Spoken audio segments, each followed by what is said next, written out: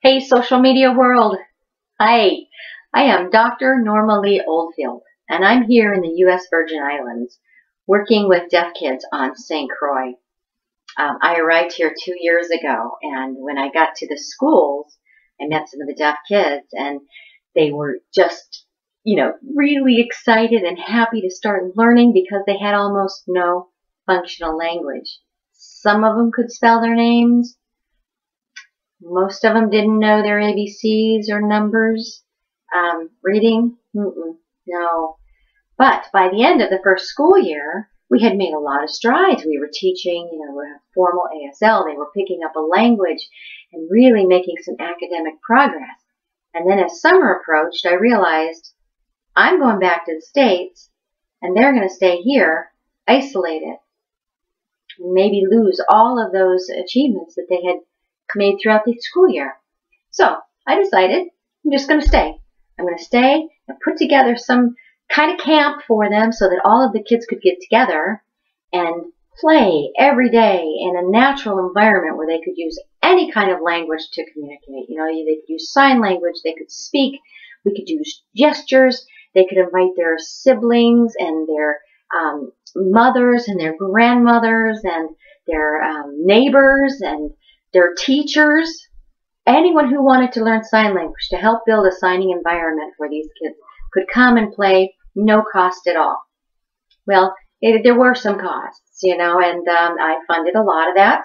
And then we had some community members give donations of t-shirts and lunch supplies and bottled water.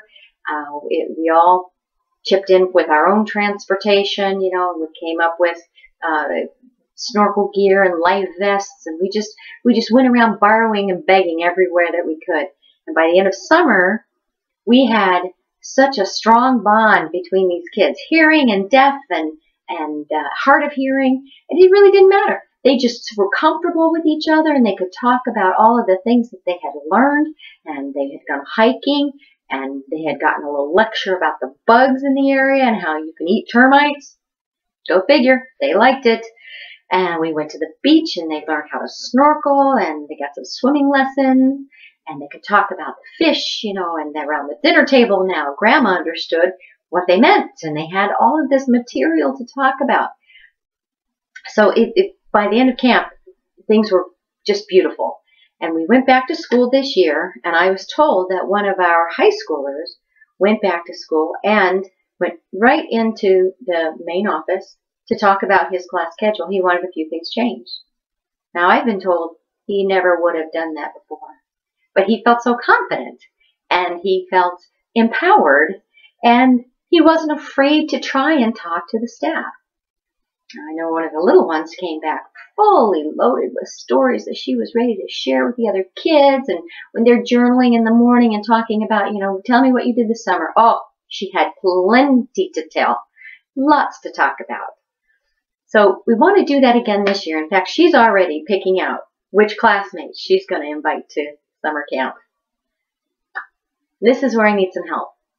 I am one person. One. I'm physically here, but I need a lot more help. I could use some advice on nonprofits and an accountant and an event planner, someone who can help us raise funds throughout the years. I could use teachers and counselors, and if you have time and talent, come play with us. Come play with us on St. Croix this summer. And if you can, send some money.